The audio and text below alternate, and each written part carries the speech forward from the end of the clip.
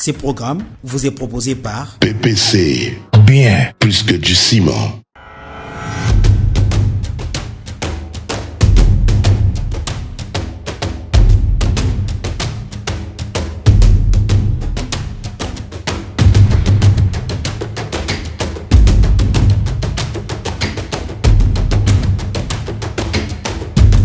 Mesdames et messieurs, merci de nous faire confiance et bienvenue à ce nouveau numéro de votre émission Ça débat, un débat démocratique et sans détour. Madame Jenny Feza, vous êtes servante de Dieu. Oui. L'évangile des Jean au chapitre 15, verset 19, je vous en fais l'économie. Il dit que vous, chrétiens, vous êtes dans le monde, mais vous n'êtes pas du monde. Cela voudrait dire qu'avant tout, le royaume des cieux, le royaume des dieux. Et pourtant, dans l'entrepreneuriat, vous faites affaire avec le païen. Est-ce qu'il y a une compatibilité entre les sacerdoces et l'entrepreneuriat? En tout cas, moi, j'ai envie de dire que non, la parole de Dieu, elle est totale. Et il faudrait la prendre dans son bon contexte. Parce qu'ici, il faut prendre Christ qui est notre modèle. Christ est venu aussi dans ce monde et il a vécu avec les païens et il a gagné les païens. Aujourd'hui, je pense que la plus grande lutte, c'est de savoir qui influence qui. Très bien. Comment on influence? Parce que s'il faut rester aussi dans la Bible, Daniel était à Babylone. Daniel était parmi les grands occultistes de Babylone. Mais Daniel a été élevé à Babylone et à un moment donné, même le roi de Babylone a fini par dire que c'est le Dieu de Daniel qui est le vrai Dieu. C'est de partir avec les principes. En tant que chrétienne, quels sont mes principes? Quelles sont mes limites? Comment est-ce que je dois marcher? La Bible nous dit, vous êtes dans le monde, mais vous n'êtes pas du monde. C'est-à-dire, vous ne devez pas adapter, prendre tout ce que le monde vous propose. C'est ça, pour moi, la compréhension de ce verset. Le monde me propose quoi dans l'entrepreneuriat? Le monde, en tant que femme chrétienne, en tant que femme entrepreneur, c'est quoi? Je dois marcher avec les principes de la Bible et je dois marcher aussi avec les principes du marché. Parce qu'aujourd'hui, même dans le marché, quand on va vous donner un cahier de charges pour le marché, toutes ces petites choses que nous sommes en train de vivre aujourd'hui ne se retrouvent pas dans le cahier de charges. Jamais dans un cahier de charges, on nous dira que non, en tant que femme entrepreneur, viens, fais ceci pour qu'on te donne le marché. Cela n'existe pas. Même le monde a des principes, a des valeurs. Mais ce sont les gens, les acteurs autour de ces choses-là qui proposent certaines choses. Mais moi, en tant que chrétienne, femme entrepreneur, je dois savoir pourquoi, quelles sont mes limites, comment est-ce que je dois marcher. Parce que même Christ qui a marché avec les païens, il avait un objectif, c'était d'amener plusieurs vers le royaume. Même s'il a marché avec eux, mais il avait un objectif. Et moi, en tant qu'entrepreneur, chrétienne, chef d'entreprise, j'ai aussi mes objectifs. C'est d'apporter un certain développement, mais derrière, je dois continuer à respecter mon Dieu et je dois continuer, même si on n'est pas chrétienne, forcément, mais en tant que femme, on doit respecter la femme parce que la femme, c'est un être sacré, qu'on soit chrétien ou pas. Justement, madame, vous l'avez dit, dans le monde, qui influence qui, dans votre avis? Dans le monde, il y a une lutte d'influence parce que plusieurs, qu'on soit dans le camp de Dieu, la Bible nous dit, allez, faites plusieurs, mes disciples. Le diable aussi, il est dans son séjour, il sait que ses jours sont comptés et il veut amener plusieurs. Parce que chacun cherche à influencer l'autre. Première question de cet entretien. Lorsqu'on préparait cette émission, il y a des internautes qui nous ont demandé la question de savoir qui est un huissier de justice. Je commence avec vous, maître Dieu merci, ouvrez-moi. Merci beaucoup, messieurs les journalistes. Un huissier de justice, j'aimerais lire avec vous la loi, puisque la loi définit qui est un huissier de justice. L'article 2 de la loi numéro 16/011 du 15 juillet 2016 portant création et organisation de la profession d'huissier de justice définit l'huissier de justice comme étant un officier public et ministériel qui a qualité pour signifier, notifier, exécuter les actes judiciaires et extrajudiciaires et faire des constatations suivant les attributions définies à l'article 13 de la présente loi. Un huissier de justice est un officier public et ministériel. Pourquoi public? Il est public en ceci que l'État lui reconnaît des attributions de la puissance publique parce que l'exécution des décisions judiciaires relève beaucoup plus du pouvoir exécutif que du pouvoir judiciaire. Et l'huissier de justice est également un officier ministériel, en ceci que l'huissier de justice est nommé par arrêté ministériel. Je parle ici de la ministre de la Justice et garde des Sceaux.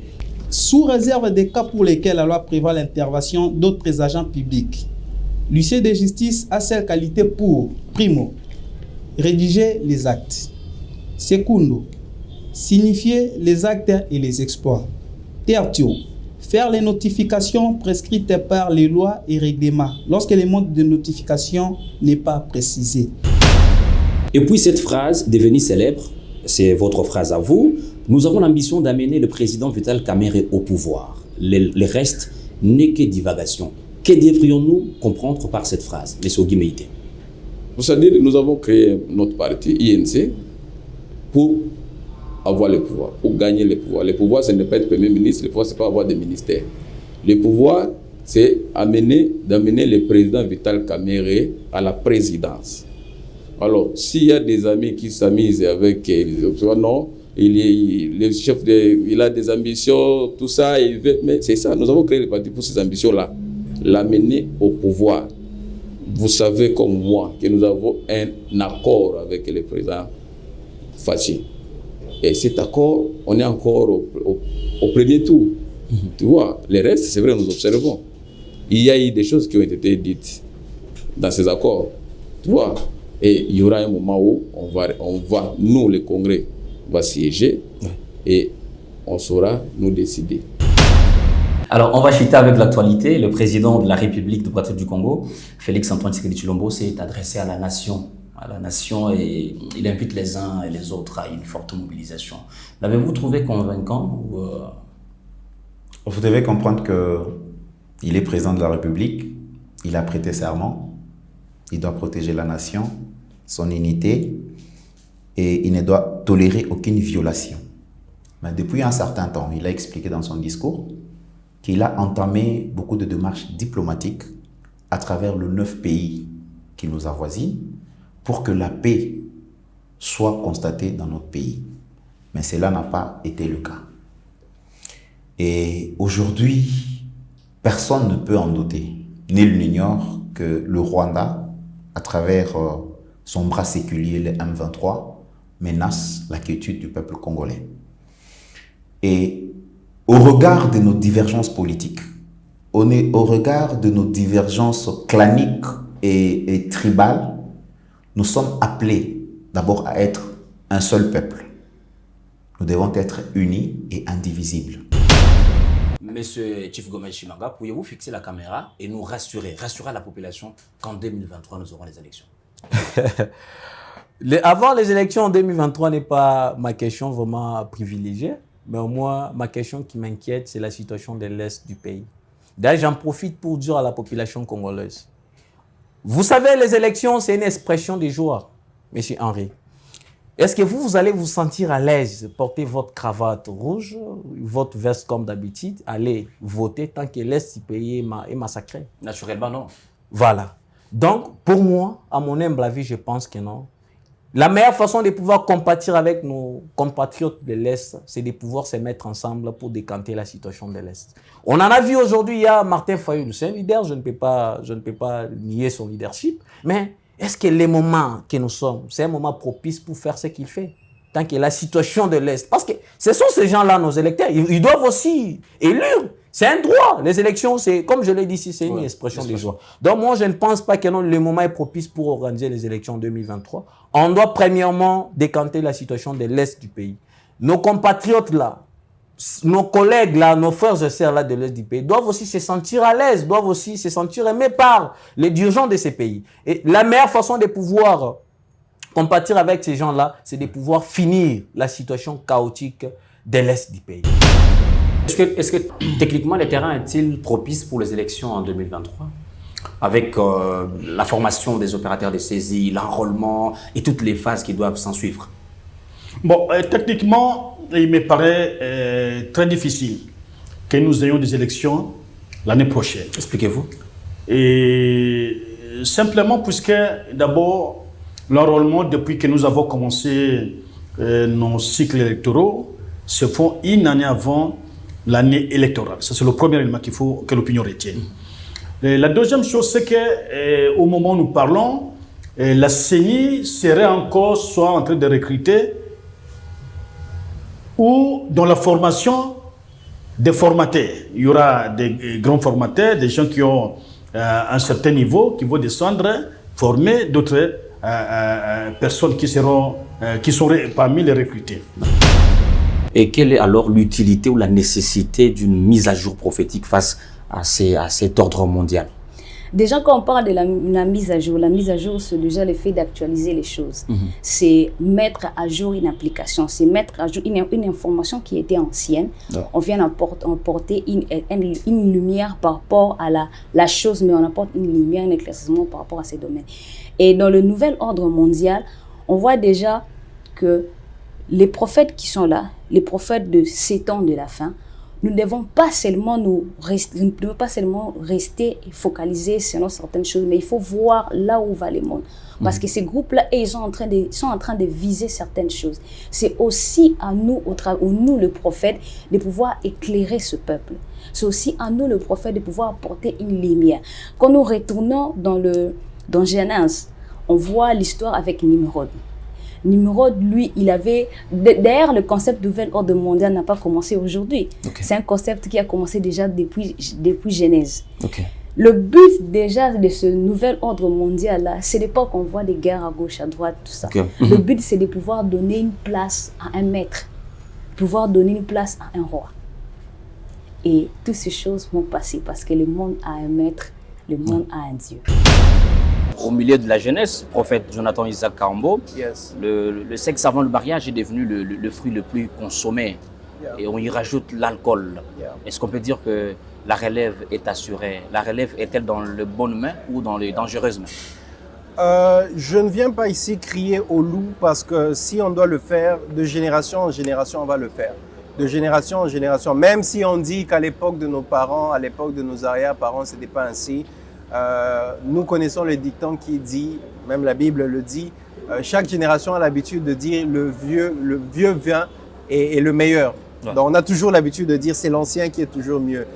C'est l'ancienne gouvernance qui est toujours mieux. C'est l'ancien gouvernement qui est toujours mieux. C'est l'ancienne époque qui était toujours mieux. On a toujours l'habitude de le dire. Dans chaque génération, je pense qu'il y a des tares. Dans chaque génération, il y a des choses à corriger. Dans chaque génération, il y a des manquements, voilà. Chaque génération a ses problèmes. Du coup, moi, tout ce que j'ai à dire, c'est qu'il faut se concentrer sur chaque génération avec les problèmes de chaque génération parce que je crois que si les problèmes évoluent, les solutions aussi évoluent. Madame Dali Kambala, sous cette démarche, avec l'acte d'engagement, est-ce que vous avez le soutien du gouvernement congolais? Oui, exactement, parce que les chefs coutumiers d'abord sont gérés par le ministère des Affaires, ministère de l'Intérieur et aussi des Affaires coutumières. Donc pour avoir ces chefs coutumiers, on est passé par le ministère de l'Intérieur. Les ateliers que nous avons organisés, c'était avec la participation de l'ANATC et aussi de tous les athées et les chefs coutumiers des territoires. Et c'est passé par le gouvernement. Et aujourd'hui, par exemple, au Kasaï central, dès lors que le gouverneur promulgue déjà un édit avec tous ces aspects dedans, ça veut dire qu'il a appuyé et il est obligé de vulgariser aussi ses activités. Et tout ce que nous faisons, c'est avec l'appui du ministère provincial du genre. Parce que nous ne pouvons pas faire de choses sans le genre, sans le ministère du genre, qui nous a accompagnés aussi à toutes les 4 étapes pour arracher l'acte d'engagement. Et donc, nous avons le gouvernement qui nous appuie à tous les niveaux. Le ministère du genre, le fait de se déplacer avec tout son cabinet, venir au Kasaï central, parler de violences sexuelles dans la région du Kasaï, c'est déjà pour nous un appui. Donc, nous avons besoin de ça. Évidemment, les difficultés ne manquent pas, hein, parce que lorsque nous parlons de violences sexuelles, on pense que nous sommes en train de créer des cas pour se faire de l'argent avec le partenaire, pendant que nos sœurs sont violées par les hommes de chez nous, mais nous, on doit se taire parce qu'on vend en mal la province. Là, c'est dangereux. Je salue le professionnalisme. Merci, madame. C'est une équipe très professionnelle. Le journaliste, les présentateurs et toute l'équipe derrière, je vous salue. Je suis très impressionné. Et si je peux dire un mot, allez de l'avant. Je vous envoie toutes les bonnes ondes, les ondes positives. Demain, j'aimerais voir les ministres passer à ça. J'aimerais voir... pourquoi pas les présidents de la République passer à Sasa? Pourquoi pas toutes ces personnes élevées en dignité passer à Sasa? Même ceux-là qui ne savent pas encore où commencer, venez chez Sasa. Il y a de très bonnes idées, il y a des questions qui vous poussent à réfléchir. Et je pense que quand on réfléchit, il y a moyen de sortir et d'éclore. C'est ça aussi Sasa. Ce que je peux vous dire, c'est de pouvoir vous encourager, à pouvoir aller de l'avant.